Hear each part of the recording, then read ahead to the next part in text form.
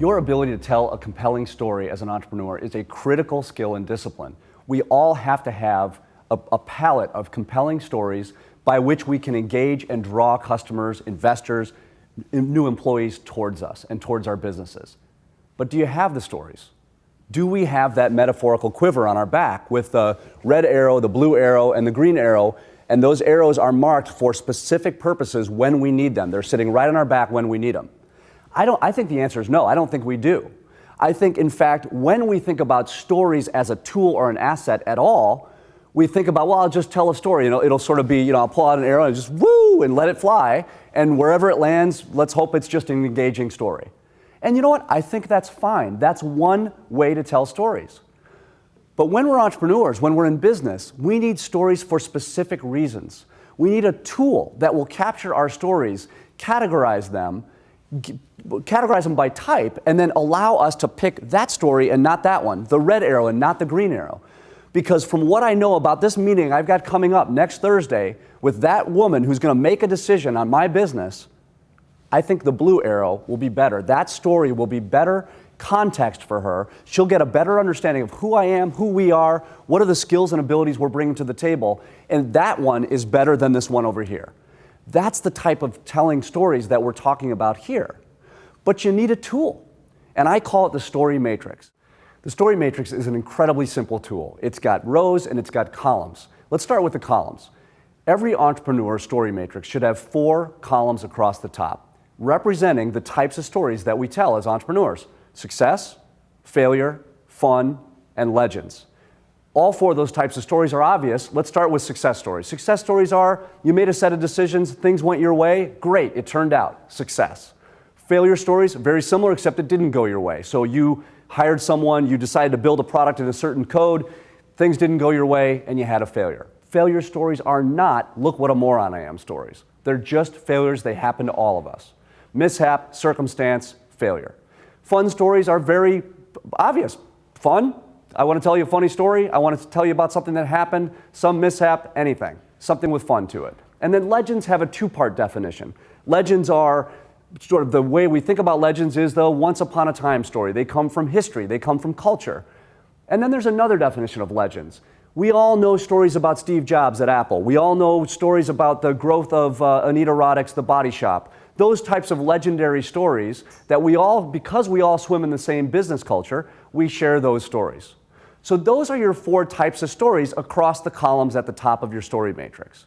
Now, there are also rows. The rows are the categories, the types of stories you have. You might have a type of story that you need to tell to win investment dollars. You might have a type of story to tell to hire new people, to sell. And you might even get more granular, and you might say, well, I have qualification stories, or I have stories that I would tell to help people better set and reset expectations in the sales process.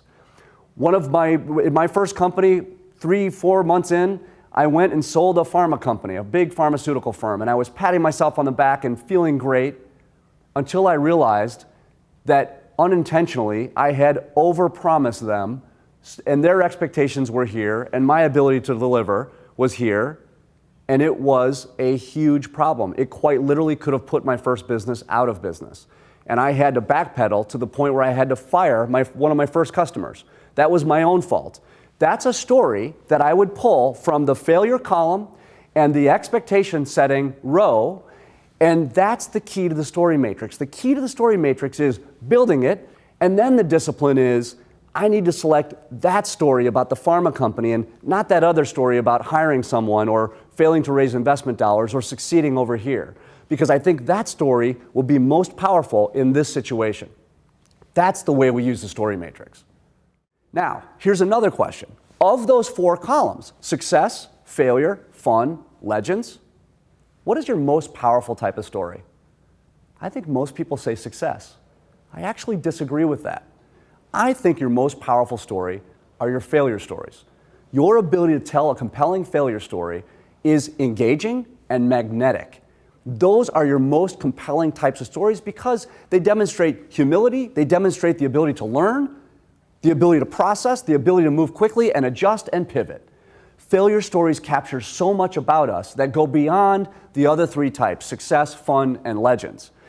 When I interviewed, I had run my first company, we had sold the company, and I was interviewing to do a turnaround of a digital marketing agency owned by a big venture capital firm out of San Francisco. I flew out to San Francisco from Chicago. I walked into the meeting with the founder, owner of this venture firm, and thus the majority owner of this digital marketing agency.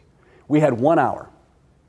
I consciously walked in that room and I thought to myself, what am I going to tell him? He knows about my last business. He knows what I've done.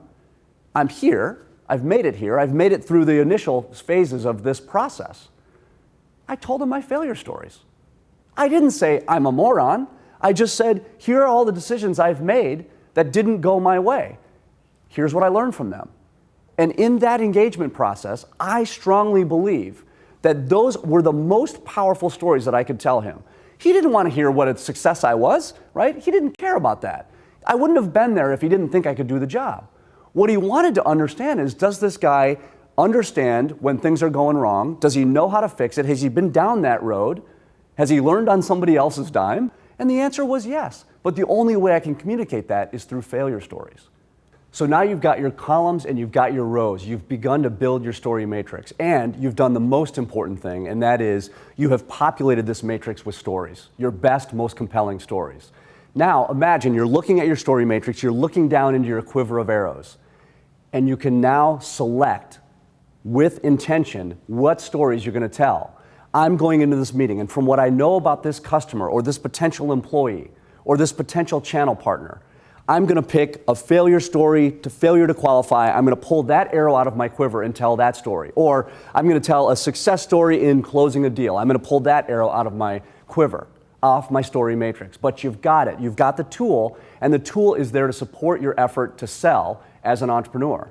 Because at the end of the day, your ability to be convincing and persuasive with a customer is your ability to tell stories that create context, have an impact in that meeting, and create a magnet by which you can draw that customer towards you. That's the key to the story matrix.